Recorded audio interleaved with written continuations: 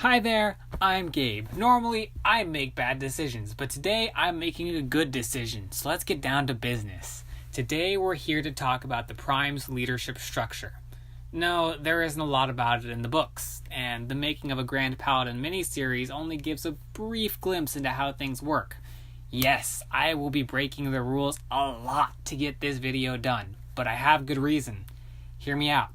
So, I need to do this video so that I have a reference to go back to when I get confused on how their leadership structure works, because the Prime is the only group in the Black Empire series, so far, with an actual chain of command. You want a video on Hell's leadership structures? They don't have any. Alexander keeps everyone in line. The Hellborn Death Knights give orders to the regular Death Knights, and the regular Death Knights do whatever they want. Nobody else matters. What about the Black Empires? Retribution bosses everyone around, and they do what he says. So, what makes the Prime different? A big part of it is the dealer. His world was designed to be a lot like ours, so when a government entity is referenced at the beginning of Insurrection, assume it's talking about some extension of the United States government. Yes, as in the United States of America, but better and 300 years in the future. That's neither here nor there. The point is that the dealer has had a lot of time to get familiar with the various leadership structures we have and, like any old person, has ideas about how things should be run. He just happens to be in a position where other people will listen to his ideas. But we're just getting distracted. So how is the Prime set up then? Well, right now it's split into two separate factions, both headed by the dealer. His official position is General. Directly underneath the General are the Grand Paladin, who leads the Paladin Corps, and the Archmage, who leads the Mage Corps. Each branch has 10 ranks, not including the rank of General, and has a different focus for their work in the Prime. The Paladins are more concerned with the military aspect of the Prime, so breaking and training new recruits, managing the majority of the Prime's defenses, making pushes to acquire more territory in Capital City, among other things, while the Magi are more concerned with research and development. The Spell Drain Circle and the Low Frequency Barrier were both designs of the Prime's Magi, but both generally operate in tandem. So, how do you move up in the Prime? Well, from ranks 1 to 9, you simply get a promotional nomination, go through the promotional boards, and then receive a promotion if you do well enough on the boards. Simple enough. In order to become a Grand Paladin or an Archmage, things are a little more complicated. After the position is vacated, one of their most direct subordinates are nominated to replace them. Where do these nominations come from? Well, the General, the Grand Paladin, and or the Archmage are the only ones who can nominate someone to take on the role of Grand Paladin or Archmage. So 2 or potentially 3 Grand Marshals or Grand Magni will be nominated to succeed their superiors. What comes next? This is where things get a little weird. So the nominees, should they accept their nominations, and the dealer makes sure they do, must then participate in a debate against one another in front of their peers and remaining superiors. At the end of the debate, this small group casts their votes. If one nominee gets the majority vote, they win. If nobody does, or it ends in a tie, then the vote moves on to a runoff with the entire branch represented by the nominees with the highest number of votes.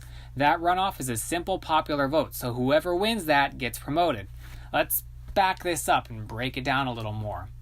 When Grand Marshal Orvin received his nomination, he and 2 other Grand Marshals were selected to become Grand Paladin. They then had a week to prepare for their debate. Their debate was for a group of 10 people, the 3 nominees, the remaining Grand Marshal who was not nominated, the dealer, Sinoth, the Archmage, and the 4 Grand Magni. At the end of their debate, each of those people voted for either Orvin or one of his 2 opponents. If you read the short story, The Making of a Grand Paladin, then you know that Orvin tied with one of his opponents in his preliminary round. If Orvin or anyone else had received 5 votes, the process would have ended there, and whoever got the votes would have been promoted. So, what if, say, Orvin received 4 votes, but each of his opponents received 3? Well, at that point, there's a special minority-majority provision that would allow for the person with the most votes to win the contest. But that didn't happen. Because of the tie in Orvin's contest, the process continued on for another week in which both remaining nominees prepared a single statement which they delivered to the entire Paladin Corps. After they deliver their statements, the Paladin Corps votes and the winner is revealed in a special promotional ceremony 3 days later. Each vote has to be counted by hand because there isn't a reliable electronic network set up. What if somehow there is a tie here? Well, there shouldn't be, but in the event that the vote among the entire Paladin Corps was split exactly 50-50, then Sinoth, the Archmage, would cast the tie-breaking vote. But what if they have to choose both the Grand Paladin and Archmage? Then things are a lot worse than I will ever make them for myself in these fictional novels. But, okay, so the one dude remaining, the dealer, would just choose who he wants to succeed his Grand Paladin and Archmage unless the previous Grand Paladin or Archmage selected their nominees before they died. So if Orvin knew who he wanted to succeed him as Grand Paladin and he put in that nomination before he died, then Orvin's nominee would debate the dealer's nominee and the process continues as normal. If not, then it's a no contest, whoever gets picked victory. And that's probably not going to happen because I don't hate myself that much. A more realistic scenario. What if the dealer chooses the same person as either the Archmage or the Grand Paladin? If Sinoth were to die and he did not choose a successor, but both Orvin and Dealer choose the same person to succeed Sinoth, then whoever they chose just automatically wins. There is no contest to be had, and they're not going to unnecessarily force a competition. Now, if Sinoth were to die, he nominated a successor, and either the dealer or Orvin nominated his successor as well, then there would only be a contest between Sinoth's nominee and one other, assuming all three did not choose the same nominee. So, what good does it do to have this breakdown? Why not just start with the general election and work up from there? Why make it bigger and more involved? Well, part of it is the luxury of time. The theory is that the replacement process for an Archmage or Grand Paladin starts as soon as it's confirmed the seat is vacant. This process takes, at most, 17 days. 1 week for the primary vote, 1 for the general, and 3 days to confirm the results. The dealer is very familiar with American election, which span over months, if not years. Hell, we start talking about potential candidates for the next presidential election as soon as the current one finishes. The Prime doesn't have that kind of time. The goal is to finish this as soon as possible. Ideally, it's finished after the primary vote. But if time is of the essence, why bother with the primary vote at all? Why not just go from nomination to general election? The theory here is that they're trying to weed out extremist candidates. The Prime is already fighting a war with the Black Empire and with the Children of Shadow. They can't afford infighting, so the highest leadership does its best to present candidates who don't think that their opposing branch is worthless. An unfiltered extremist presented to the general branch can breed the worst in their subordinates, and ultimately makes a weaker whole. So, what procedures are in place if an extremist candidate makes their way into a position of power? Well, that depends. For anyone without an officer rank or a low-ranked officer, we'll say between ranks 1 and 5, it's as simple as charging them with discipline offenses and eventually demoting them. For a higher-ranked officer, we'll say ranks 6 to 9, things are a little more complicated than discipline and demotions, especially for officers at ranks 8 and 9. I know I just said the discipline offenses and demotions was simple, but it's more the process is more streamlined at that level. Successfully getting someone demoted is a very complicated process. Most demotions occur as the result of a criminal offense. We'll say that rations are being stolen by a corporal. For a first offense, it's not a big deal, and demotion hearings are unlikely, depending on the nature of the actual theft. The corporal is charged, they'll get hit with a slap-on-the-wrist punishment, and they go on their merry way. For the second offense, demotion hearings begin. It is unlikely that an actual demotion will occur. Again, it depends on the nature of the actual theft, but the corporal will likely receive a severe punishment. For a third offense, demotion hearings are held and the corporal will likely be demoted back to private.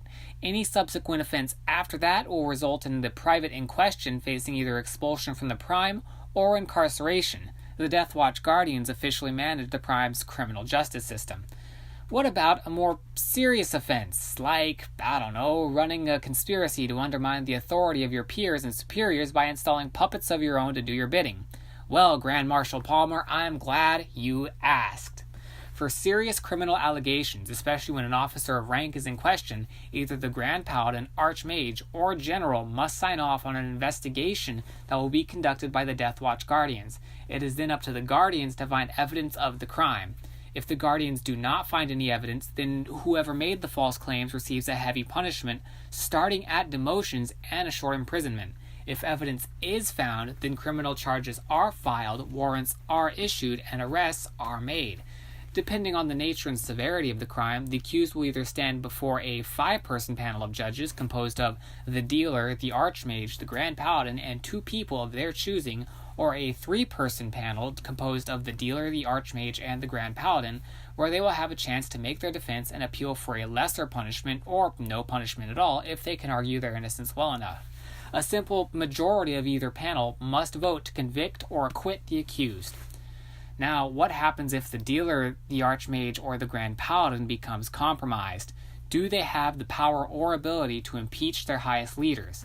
Much like the United States government, there is a non-violent method for removing officials from their seats.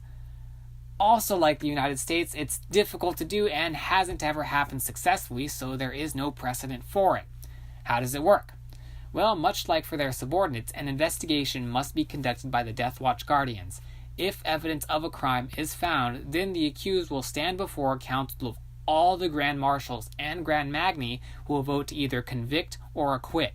A supermajority of this council must vote for either a conviction or acquittal. If the council cannot agree, the trials continue for up to 3 days unless new information is found relating to the case. If the council agrees to convict, then the accused is removed from their post, stripped of all rank and title, and is imprisoned. If the Archmage or Grand Paladin is removed in this way, then the council votes to nominate a new Archmage or Grand Paladin who goes into a contest with the dealer's nominee. What happens if the dealer is removed from his post? How do they select a new general? That all depends on how he was removed. If he somehow died, then either the Grand Paladin or Archmage would step up and take his post, and they would nominate a replacement from there. If he is removed in an impeachment trial, then the council nominates and votes for their chosen replacement. Because the dealer tends to keep good relations with his highest officers, it could be assumed that if he is compromised, then so are the current Grand Paladin and Archmage. If a simple majority of the council can vote in favor of one candidate, they become the new general. If not, then a runoff is held between 2 candidates with the most votes in a general election among the entire prime. The new general can then choose to keep the current Grand Paladin and Archmage or replace them with nominees of their own. Now, what if an incoming general, Grand Paladin, or Archmage looks at the factors that led to their promotion and said, this shouldn't have happened if things were set up this way? Or, in Orvin's case, things would work better if they were set up in this way. How do they change their leadership structure to accommodate a changing war? Well, you see, they... Huh? What? This video is now how long? This was way more involved than I thought. Okay, I'll call it here for now, but we'll come back to this next Thursday. But on Tuesday, join me back when I'll talk about the biomancer Joseph Berman from Rebirth. Hi, I'm Gabe, and it took me a lot longer than it should have to record this in Slate. If you enjoyed the video, please consider liking and subscribing so you don't miss the next one. If you want more content from me, consider following me on Twitter, where eventually I'll tweet some more. If you want to learn more about anything I'm talking about or catch some details I missed, consider buying my books. Links are in the description below. Also consider checking out the Tumblr, where I post side stories and art about the books that I can't really put anywhere else. Again, thanks for watching, and I hope you have a great day.